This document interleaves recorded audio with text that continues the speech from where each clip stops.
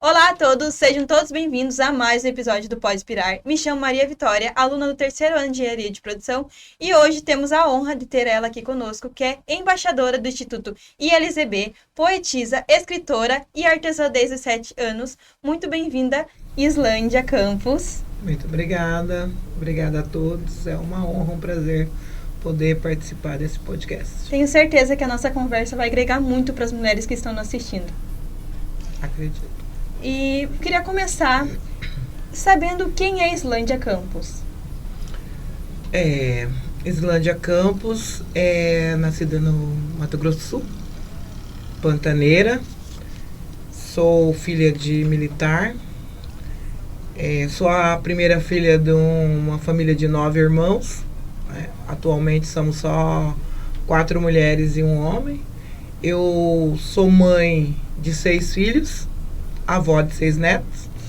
E aí as qualificações que você já apresentou para o pessoal, que é isso. Poetisa, escritora, autora de peça de teatro, coordenadora de projetos sociais, ex-catadora carrinheira, né? Porque eu fui muitos anos catadora carrinheira. Hoje eu me dedico só ao artesanato feito com materiais recicláveis, que há mais de 20 anos é a minha fonte exclusiva de renda. E é isso. Eu queria que você contasse um pouquinho para nós sobre o teu artesanato. Então, gente, o meu artesanato, ele começou pela necessidade de trabalhar dentro de casa. Porque eu tinha 6 filhos, na minha época de mãe não tinha creche, assim, as escolas era tempo integral, mas os pequenos você não tinha como. Então eu tive 6 filhos em 10 anos. Eu comecei com 20 e parei com 30. 30 anos eu já tinha 6 filhos. E eu senti a necessidade, porque eu sou artesã desde os 7 anos, aos 11 anos eu já gerava renda com o meu trabalho. Nossa. E aí, mãe dentro de casa, presa, pensando, onde que eu vou arrumar dinheiro? O que eu vou fazer? Aí eu falei, não, o que eu sei fazer de melhor é artesanato. Aí comecei a empreender dentro de casa, vender para minhas amigas, para minhas vizinhas, para o pessoal do meu grupo da igreja. E fui empreendendo dentro de casa. E quando foi lá em 2001, eu resolvi colocar um projeto, porque eu tinha 6 filhos, 4 afilhados, morava numa rua que tinha mais de 50 crianças, e aí eu falava assim, gente, como que a gente vai fazer para conter essas crianças, porque era uma rua de movimento, passava carro, aí eu falava, não, preciso arrumar alguma coisa. Disse, deu start. Vou fazer um projeto de curso de artesanato para as crianças virem aqui na minha casa. Aí eu me inscrevi no Promic, na cidade de Londrina, lá em 2001. O primeiro edital da minha vida foi do meu livro. Sim. E o segundo edital foi do projeto. Aí ganhei, fizemos um trabalho maravilhoso, empoderamos as mulheres, porque eu primo muito pelo empoderamento da mulher. Sim. Ela não está impossibilitada de trabalhar. Por quê? Porque nós temos o artesanato, nós temos a culinária, que é uma coisa que você pode fazer dentro de casa. Quando eu falo de fazer dentro de casa, a gente aprendeu dentro do conceito da economia solidária que o quê? Você pode começar com o que você tem dentro de casa. Porque o básico todo mundo tem 1 quilo de trigo, 3 ovos, uma colher de azeite, uma cenoura, alguma coisa. Sempre nós temos dentro de casa. Sim. É impossível, ninguém passa fome zero. Passamos necessidade, mas fome zero é bem difícil. E então, rolando esse pensamento dentro da minha comunidade, aí eu trouxe para as mulheres. Muito antes de eu conhecer a economia solidária, a gente já praticava a economia solidária com esse conceito. Pega uma tampinha que é do seu achocolatado que você comprou, ou de um refrigerante que você comprou, de uma água mineral, não descarta. E ela trouxe aqui para nós, vou colocar aqui para vocês verem, os artesanatos que ela constrói, que esse que você falou, né, Maria das Bonecas, que é feito com tampinha de garrafa de 5 litros, isso, e esse aqui com... tampa de achocolatado. Então, vocês que estão vendo, você também pode comprar, a gente vai deixar o link da Instagram dela para vocês entrarem em contato. E eu queria saber também sobre o seu livro, que você falou que foi o primeiro edital que você conseguiu, foi sobre o seu livro. Foi. Maravilha, sobre o que é o seu livro? Dizem que o primeiro livro sempre é autobiográfico, né? Se ele não é autobiográfico, ele beira isso, né? Então, o meu livro ele fala de crônicas, de poesias, de reflexões, tem umas prosas, né? Porque a vivência da mulher é muito grande. Quando a gente é mãe, você passa a impressão de impossibilitada. Você não pode mais fazer nada, você tem que ser mãe, seu filho chora, tem que dar de mamar, e tem que cozinhar, e tem que cuidar de marido. Não é assim, gente. A gente consegue, é uma questão de querer. A gente consegue. Eu já tinha meus 6 filhos, né, mas eu sempre tive esse sonho. Desde os 13 anos eu tinha um sonho de escrever um livro. Mas eu não pensava que ia ser esse tipo de livro. Uhum. Eu pensava em escrever um livro de autoajuda. Aos 13 anos eu não sei de onde saiu o negócio de autoajuda, mas eu falava assim, não, quando eu puder, um dia eu vou escrever um livro de autoajuda. Mas, no fim, resumindo, como ele é quase autobiográfico, ele também serve como um livro de autoajuda para as pessoas, pelo que passou na minha vida, pelo que eu passei, né? As reflexões, momentos da minha vida. Esse livro, ele veio depois de uma fase muito difícil da minha vida, que eu fui mulher agredida durante 13 anos no meu primeiro relacionamento. Eu estou no segundo relacionamento há 27 anos, segundo relacionamento. Mas no primeiro, durante 13 anos eu fui agredida e então eu trago muito isso, dessa resiliência de nós mulheres. Eu fui atropelada, o carro me atropelou, eu estava grávida, eu perdi o rumo da família. Quando eu me recuperei do acidente, que eu voltei à minha vida ativa, eu disse, não, agora é o momento de eu escrever aquele livro que eu sempre quis. E o nome do livro vai ser Vida de Mulher. Nossa. Porque não é fácil, mas é cheio de... Ela trouxe pra gente o livro dela, pra vocês verem. É super emocionante o que você falou sobre tudo que você já passou e você contar um pouco sobre isso, sobre o seu livro. Tenho certeza que inspira as pessoas que leem, com certeza todas as mulheres que estão lendo esse livro são inspiradas por você. Obrigada. E gostaria que você falasse um pouco também sobre a parte da sustentabilidade, que eu sei que você gosta muito desse tema. A primeira coisa, gente, que eu vou falar para vocês da sustentabilidade: plante uma árvore. Plante um pezinho de mamão que você plantar, mesmo você não gostando de mamão. Planta. Porque, assim, eu acho que a primeira ação nossa, de humanos que poluímos o meio ambiente, é plantar uma árvore. Né? Porque, eu não gosto de comer amora, eu não gosto de pitanga, que eu falo porque, assim, a minha contribuição, porque eu sou palestrante na área de meio ambiente, sou palestrante na área de empoderamento feminino. Então eu digo, gente, a primeira coisa, separa o resíduo orgânico, o seu reciclável e o seu rejeito. Porque a gente está trabalhando a questão dos R's. Né? Então, o rejeito, tem gente que fala assim, resíduo. Pera aí, nem tudo é resíduo. Porque resíduo mesmo é o orgânico. Porque o outro é reciclável. E o outro é rejeito, que é coisas que realmente vai para o aterro. Então, as primeiras coisas que eu falo, separa o seu lixo, o seu resíduo orgânico, o seu reciclável e o seu rejeito. Segunda coisa, plante uma árvore mesmo que você não goste da fruta, mas você pense nos passarinhos, pense nas abelhas. Pense um pé de limão que você planta numa esquina, na frente da tua casa, ou no cantinho do teu muro que o galho cai para a rua, ela vai favorecer o planeta e beneficiar alguém. Sim. Né? Eu acho que a primeira mensagem da sustentabilidade que a gente tem que passar é essa. A terceira seja criativo em cima dos recicláveis. Seja criativo. Igual a senhora é. Porque se ele não te gera renda, ele te gera o prazer de você produzir alguma coisa e presentear. Como é bom. Eu que fiz, trouxe para você, eu que fiz. Que acolhida, que abraço é esse maravilhoso de você poder fazer com as suas próprias mãos. Hoje nós estamos naquela era de muita coisa manufaturada. Só que você vem da evolução do ser humano, e eu sou católica, né? Mas aí eu acredito eu sou um pouco contra a ciência, eu acredito que o homem foi moldado e toda aquela coisa que a gente foi criado sabendo. Então, eu acredito que o fazer, que a nossa arte do fazer com as próprias mãos, ela é antiga. ela é muito antiga, ela vem além dos 2.000 anos que nós entendemos da nossa existência.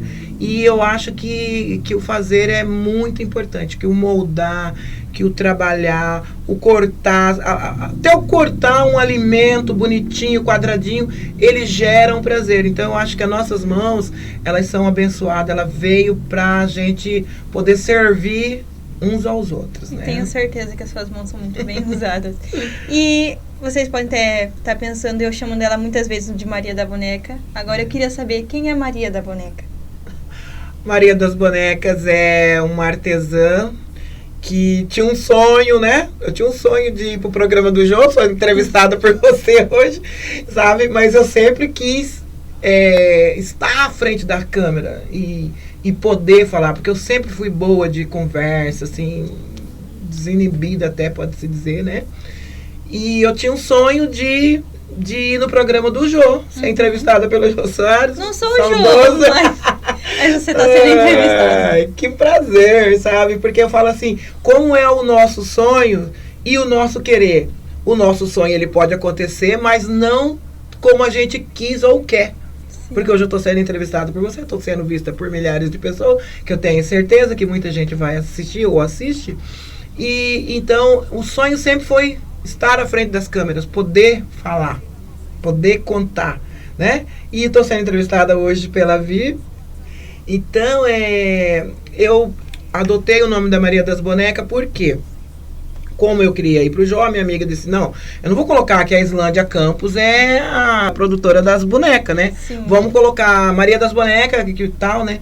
Porque eu tinha um apelido já de Maria, né? Uhum. E aí ela foi e mandou. Não, o Jô não me chamou.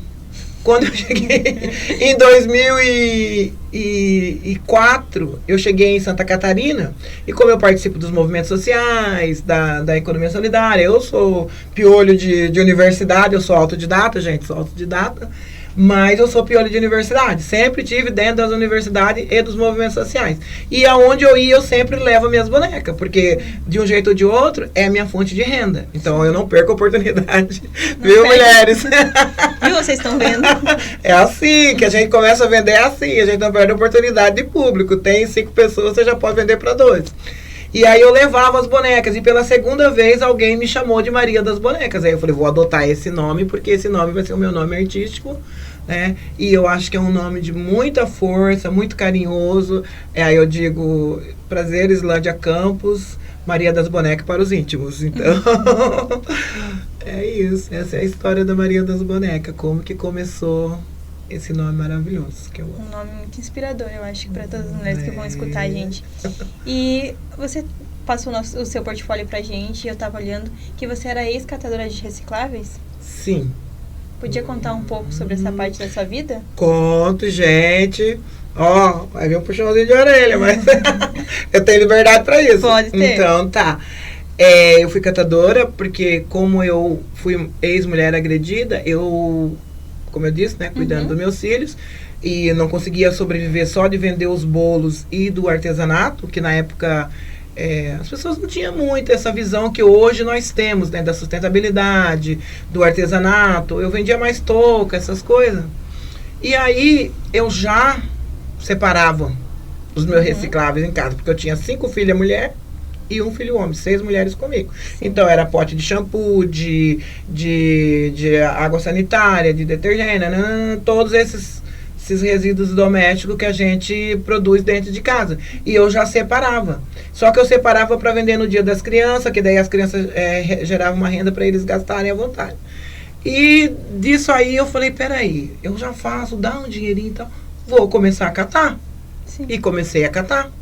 Trabalhei, tenho sequelas, né, desse trabalho, mas foi um trabalho abençoado, foi um trabalho que não me prendeu, porque aí eu saía muito cedo, eu chegava no horário que eu podia mandar meus filhos para a escola, eu fazia os meus horários, então eu consegui conciliar essa vida de ser mãe, porque é difícil hoje, a gente é mãe, leva os filhos para a creche, deixa o filho na creche, passa o dia inteiro lá, ou não trabalha porque seu filho vai meio período e tal. E muitas das vezes as creches não estão tendo um tempo, o horário que dá para encaixar no serviço, né? Por isso muitas das mulheres nem trabalham, ficam em casa porque não tem como deixar ou não levar os filhos nas creches, né? Exatamente. Hoje ainda, que na minha época não tinha creche, porque eu sou mãe dos anos 90, 80, 90, mas hoje o tal da creche de meio período, né, mulheres? Vocês sabem como que é. A tal da creche do meio período tá acabando com nós. Quebra as pernas, né? Quebra as pernas. E eu ser catadora me trouxe assim uma visão de como é o olhar do ser humano para nós, catadores. É horrível, gente. O olhar da sociedade para nós é muito ruim. É um trabalho muito desvalorizado pela humanidade, né? E o desrespeito com a nossa família. Ontem, porque como eu sou embaixadora do ILZB, do Instituto Lixo Zero Brasil, a gente faz as oficinas. E ontem eu fiz uma oficina lá na Associação da Vila Nova com a Daniele, que também é outra embaixadora do ILZB. Beijo, Daniele. Então, vocês conhecem a Daniele. A Daniela é uma pessoa muito legal e a gente estava fazendo a oficina com as crianças lá na Vila Nova. E aí ela disse assim, gente, quem lembra do que a Maria das Bonecas falou sobre uma palavra dentro do reciclável que começa com o, termina com o. Aí as crianças dizem, ouro, né? Porque eu sempre falo, gente, o que é lixo para vocês, para nós é ouro, porque é o ouro porque gera a nossa renda. Só que nós não estamos sendo respeitados a partir do momento que a sociedade diz assim, marido, coloca o lixo pra rua. Aí quando ela fala, coloca o lixo pra rua, lá dentro tem fralda geriátrica. Eu já coloquei a mão para abrir o saco. Fralda geriátrica, resto de pia misturado com os recicláveis. Tem hortaliça, o orgânico misturado com reciclável. Aí sim é lixo. Uhum. Quando você pega o nosso ouro e contamina com o que é um resíduo orgânico, ou a gente vai se humilhar de tirar lá e limpar a garrafa PET para poder separar, que isso seria uma gentileza, não só com os catadores, mas com o planeta. Porque também nós estamos no momento de uma coisa que está muito na moda, mas eu, enquanto catadora há mais de 20 anos, eu não estou vendo ainda o fruto que é a palavra do momento, logística reversa. Sim. Logística reversa, ela é uma palavra com alto impacto, mas com baixo efeito. Por quê? Porque nesse momento que a gente fala de logística reversa, o catador ele tem que ser remunerado além do que ele cata. O subsídio da prefeitura não vem para nós, os catadores independentes da associação ACIEL, a qual eu represento hoje, que é a Associação dos Catadores Independente em Evolução do Litoral. Aí um dia uma professora lá da UFPR, da Economia Solidária, que a gente está montando o Conselho de Economia Solidária lá em Matinhos. Sim. E daí ela me disse assim, por que independente em evolução? Eu falei, independente porque nós não participamos de cooperativa, né? Primeiro. A evolução, porque nós criamos essa associação para que o catador evolua, para que o catador tenha acesso às políticas públicas que estão a nosso dispor e a gente não consegue acessar. Por quê? Porque muitos de nós somos analfabetos, muitos de nós estamos na droga, muitos de nós estamos no alcoolismo, muitos de nós estamos deprimidos e muitos de nós estamos com ódio da sociedade. Você me desculpa falar essa palavra. É uma palavra pesada, mas é uma palavra que está no cotidiano do catador. Por quê? Porque ele vai lá, ele vê que dentro daquele saco preto tá lá o molde da latinha ou da garrafa, e a hora que ele abre lá tem lixo de banheiro junto, né? E aí a gente fica muito bravo com a sociedade, vocês me desculpem a sinceridade, mas é a verdade. Se eu tô aqui tendo a oportunidade de falar, eu quero passar essa mensagem para a sociedade, para as mulheres, para as crianças. Eu digo que esses 24 anos de educação ambiental que eu venho praticando, as coisas só não estão pior porque a galera de 24 anos atrás pratica hoje o que eles aprenderam, o que a mídia publicou, o avanço dos institutos, todo o o Greenpeace, que é um movimento que já vem há muitos anos, né? Há muitos anos eles vêm enfrentando desafios de subir num navio para protestar, de entrar dentro da Amazônia e correr o risco de ser picado por cobra, e várias intempéries que eles passam para que hoje a gente tivesse a consciência. A minha galera, lá nos anos 70, começou esse movimento. Eu, hoje, permaneço no movimento, passando para vocês a juventude, para você, Vitória, que é jovem, que não deixe essa coisa piorar. Porque eu digo assim, nós estamos na evolução, o clima não nos espera, porque ele faz parte do tempo. O tempo não é do homem. O tempo é absoluto. Nós adequamos os nossos horários, a nossa vida ao tempo. Porque se você falar, eu vou chegar 10 minutos atrasado, o tempo não vai te esperar, ele vai passar. Você pode chegar depois dos 10 minutos que você pensa. Então, eu peço assim para a juventude que abrace realmente a causa, que para de jogar saquinho de salgadinho por aí, que pare de abrir o seu refrigerante e largar onde você está sentado. Eu vou no terminal, por exemplo, tá lá, poxa, bebeu o negócio, por que não destinar? Porque aquilo lá é ouro. Se você deixa ali, o vento vai jogar, vai rolar, o copinho vai rolar. Então, principalmente nós aqui do litoral, nós estamos em cima dos aquíferos, nós estamos nos mananciais, né? Então nós estamos em cima da água, do bem maior do ser humano. Nós somos produzidos de água. A nossa célula não sobrevive sem a umidade. Então, e por que a gente está fazendo isso com o planeta? Por que nós estamos poluindo? Eu fui na jornada agroecológica 2024, e aí eu levei meus produtos para vender, e gente pedia sacolinha para mim. Aí eu dizia, gente, me desculpe, eu moro no litoral, nós estamos comendo peixe com microplástico, camarão, já tá constatado que os nossos peixes do litoral estão contaminados com microplástico. Aí eu falei, não tem sacolinha. Coloca na bolsa, coloca debaixo do braço, sei lá. Não tem sacolinha, nem de papel. Sim. Nem de papel. Eu não sou o Jô Soares, mas tenho certeza que você conseguiu dar essa entrevista, falar um pouco sobre a indignação que vocês, ex-catadores, e você como ex-catador e carrinheira tem, porque muitas das vezes joga é simples, é só colocar uma sacola diferente, né? Mas parece que o povo não consegue fazer isso. Mas tenho certeza que você conseguiu passar isso para as pessoas que estão nos assistindo, e acredito que as pessoas que estão nos assistindo vão, pelo menos, começar a fazer o diferente.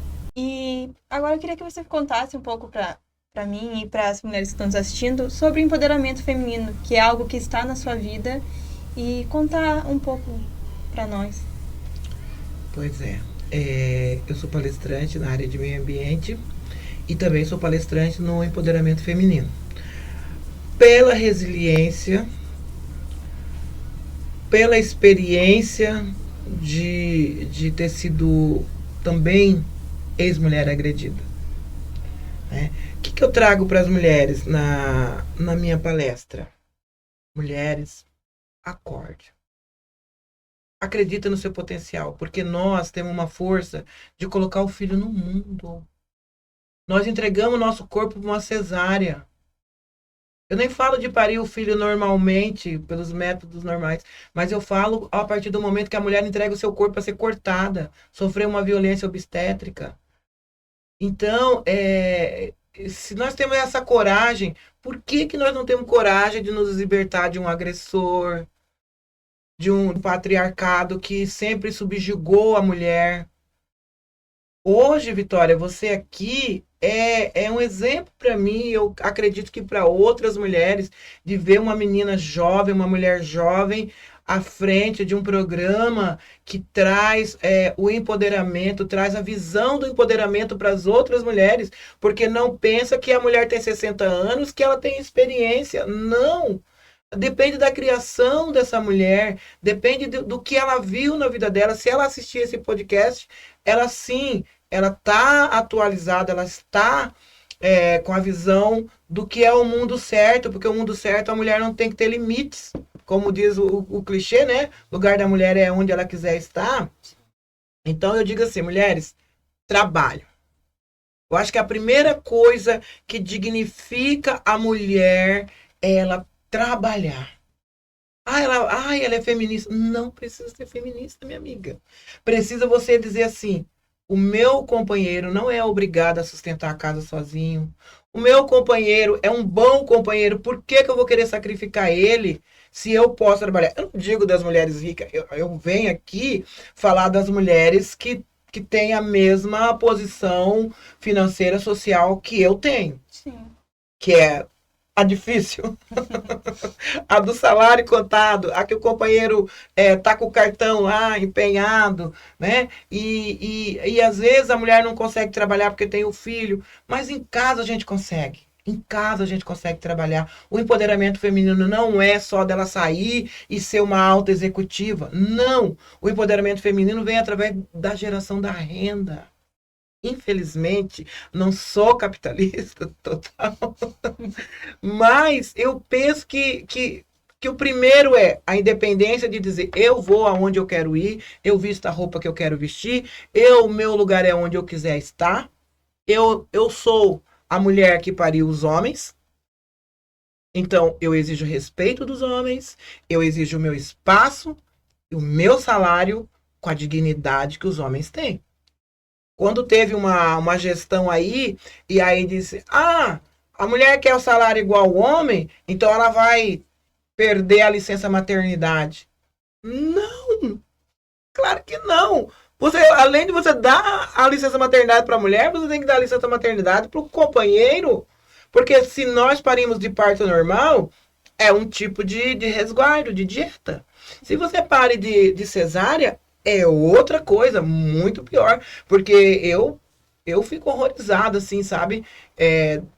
Das mulheres que faz 3, 4 cesárea. Sabe? Que ela se coloca na mão do médico, arriscando morrer, arriscando cortar um intestino, uma bexiga, uma coisa, né? Então, eu acho assim que não, que a mulher tem que estar empoderada, recebendo. Por quê? Porque nós temos a nossa carga horária. Mesmo as mulheres que têm a secretária do lar dentro de casa, aquela mulher que vai lá, que lava a roupa dela, que dá uma limpada na casa, mas nunca nós vamos escapar de cuidar dos nossos filhos. A hora que a nossa secretária está lá, não dá mamadeira, nós vamos trocar uma fralda. Tem gente que tem babá. A mulher do cotidiano a qual eu me refiro, que está no meu nível de renda, ela não tem essa mulher, essa babá que dorme em casa, essa enfermeira para cuidar do filho. É ela que vai fazer um trabalho que outras mulheres pagam para as babás fazer. Né? Então, eu acho que o empoderamento da mulher passa por isso também. E eu luto, eu sou mulher ubemista, sou da União Brasileira de Mulheres. Eu participo do Fórum Municipal de Mulheres, inclusive nós tivemos o ano passado um evento aqui do CDM na Unespar, dentro da Unespar, não sei se você ficou sabendo, foi muito lindo, a gente se reuniu, fizemos encaminhamento, as nossas indignações, trouxemos as nossas líderes para nos empoderar, porque eu acho que a mulher é que nem papel, nós somos resilientes, pode amassar, joga uma aguinha ali, a gente volta. E é isso, Vivi. Meu Deus, tenho certeza que a senhora é uma mulher muito inspiradora. Obrigada. Eu queria saber, dentro de tudo isso que você já me falou, qual que sim foi o seu maior desafio? Criar 6 filhos morando em comunidade. Foi o maior desafio da minha vida. Porque como eu não aceitei mais ser agredida, eu coloquei meu agressor na cadeia. Naquela época não tinha para pedir medida protetiva. Eu tive que se mudar, eu tinha casa própria, abandonei minha casa, saí com meus filhos morava em Londrina na época, mudei para Rolândia, que é uma cidadezinha vizinha de Londrina. Então o maior desafio da minha vida foi criar meus 6 filhos. E depois eu fui vendo o que a sociedade estava fazendo comigo. Quando eu já não conseguia pagar aluguel, não conseguia pagar a prestação da minha casa própria, que era a casa popular. Sim. E o desafio foi, poxa, para onde que eu vou morar com meus filhos? Vou negociar minha casa popular por um terreno. Lá no final de Londrina. A sociedade me jogou dentro do que o povo chama de favela, de comunidade. Eu fui morar dentro da favela do União da Vitória, lá em Londrina. E aí eu falei, tá, eu tô aqui, mas eu não sou isso. Eu não sou o que a sociedade quer que eu seja. Uma mulher marginalizada, uma mulher negra, uma mulher periférica, que vai amarrar um pano no cabelo e vai ficar, não tenho nada contra o pano no cabelo, adoro. Mas eu também não ia trabalhar de doméstica. Eu falei, eu não vou ser doméstica. Eu vou catar reciclado, mas eu não vou ser empregada doméstica. Porque não quero ser. Não quero sofrer isso aí. Porque eu acho que ser doméstica é um sofrimento. A gente vai porque a gente precisa. Cada um busca a porta que acha melhor. Uma é cozinheira, outra é camareira, a outra é doméstica. Eu fui catadora. Eu resolvi ser catadora. Aí um dia alguém me perguntou assim, o médico que eu fui fazer, porque eu tô com problema, né, sequelas de trabalhar com o carrinho, ele disse assim, mas por que você não foi vender artesanato antes? Aí eu falei, sabe por quê? Porque o artesanato eu tinha que produzir, eu tinha que vender, e o reciclado não. O reciclado eu catei de manhã, meio-dia eu tava vendendo, eu tava com o dinheiro na mão. Simples assim. Era dinheiro rápido. Era dinheiro rápido. O tanto que eu trabalhasse. E eu não precisava sair tão longe de casa. O artesanato eu tinha que fazer feira, eu tinha que expor lá no centro. Então, já me tirava um pouco da minha rotina se eu quisesse gerar mais renda. Sim. Eu sempre vendi. O marketing de venda já veio formatado com a figura. E agora, eu queria que você deixasse uma dica para as mulheres que estão nos escutando. É aquela máxima que eu já falei. Mulheres, trabalho. Não tenha medo de trabalhar. Não tenha medo de empreender. Não tenha medo de acreditar em você. Faça do seu trabalho o que você tem de melhor. Foi o que eu acabei de dizer. Umas vai ser doméstica, outras vai ser artesã, outra vai ser catadora. E babá, apesar de ter filho, nada impede que seja uma babá. Ontem eu fui fazer uma oficina com mais de 50 crianças. E aí a menina da associação disse, poxa, você teve 6 filhos e você ama as crianças. Eu falei, sim. Foi por isso que eu acho que eu parei tudo isso de gente. Porque eu pensei em população para o mundo, mas também até chegar nessa população para o mundo, você cuida de criança, cuida de birra, cuida de doença, você cuida de tudo que um ser humano tem ao longo do seu crescimento. Então, trabalho, mulheres. Trabalho, se inspire, escreva um livro, plante uma árvore, faça artesanato. Você não quer vender, dá de presente, porque a arte-terapia, ela te liberta também. Porque quando a gente lê também, eu sou autodidata, mas lê, gente, vocês não sabem o que a leitura traz pra gente, o universo que a leitura nos leva, sabe? Porque a arte-terapia, ela vem de várias vertentes. E uma eu acho que é a arte e a leitura. Tenho certeza que vai inspirar muitas das mulheres que estão nos escutando essa dica. É verdade. Agora, já indo para nossa pergunta final. Não tá no nosso roteiro. Que bom. E essa pergunta é forte. Amém. Adoro. Islândia Campos. Eu queria te perguntar, quem é a sua inspiração?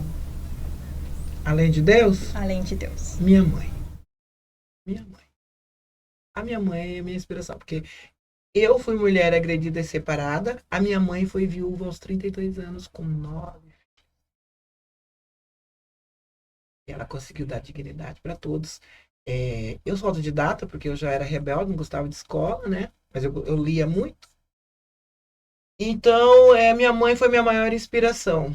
Tanto para eu ser o que eu sou hoje, a mulher independente, a empreendedora social, a mãe que conseguiu criar os 6 filhos, levei meus filhos para a faculdade, porque, como eu disse, eu sempre fui de faculdade, que eu aprendi que na minha comunidade, a igreja e a faculdade eram as portas que eu tinha para acessar o mundo. A sabedoria, a pesquisa, a generosidade. Tudo isso que a nossa comunidade nos oferece. Tem pessoas, tem mulheres que ficam reclusas. Sim. Ah, só tá dentro de casa. Não, gente.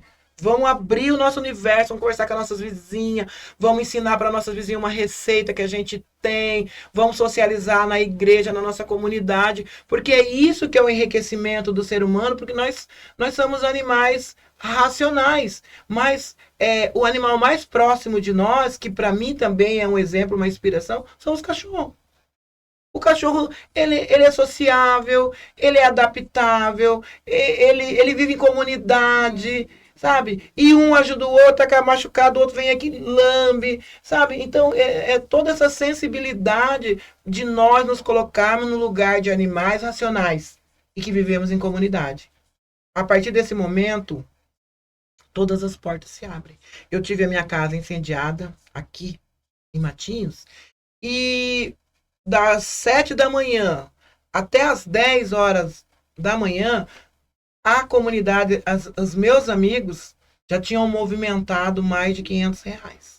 Quando foi no final de semana, eu tinha 4.000 e poucos reais, quase R$ 5.000 de contribuição dos meus amigos. Eu falei, gente, eu tô só 6 anos em Matinho, eu não sabia que eu tinha tantos amigos. Eu não sabia que as pessoas gostavam tanto de mim, do meu trabalho.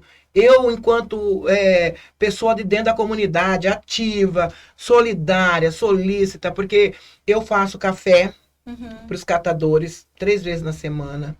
Eu faço a marmita das catadoras 1 vez por semana. Tá? A gente tem o jantar dos catadores, que é dia 18 de dezembro, é o nosso calendário. A gente não tinha calendário. Eu falei, não, vamos fazer um calendário, porque daí fica mais fácil para a gente poder, sempre no dia 18 de dezembro, os catadores de Matinhos se reúnem para fazer esse jantar maravilhoso, para a gente confraternizar, para ganhar brinde, sorteio de coisa, comida gostosa. E outra coisa que eu falo, a comida ela é muito importante para socializar. Toda a nossa oficina, os nossos cursos sempre tem alimentação. Porque eu acho que comer, que o alimento, ele é um ato de amor. É um ato de amor, sabe? Porque a nossa vida ela é feita de combustível. E qual que é o combustível? Água e alimento. Tem que comer. Muito obrigada. Tenho certeza que a nossa conversa foi muito inspiradora para tantas as mulheres que estão assistindo e principalmente para mim, fica até emotiva de falar. A sua história é muito inspiradora. E para vocês que querem acompanhar o trabalho da Maria das Bonecas, a gente vai colocar aqui na descrição o link do Instagram dela, tá? A gente vai ajudar ela a fazer um Instagram novo. Para vocês que estão assistindo, por favor, comprem, tá? E se você gostou do nosso vídeo, deixa um like, comenta a próxima participante que a gente pode trazer ou algo que a gente pode melhorar no nosso vídeo.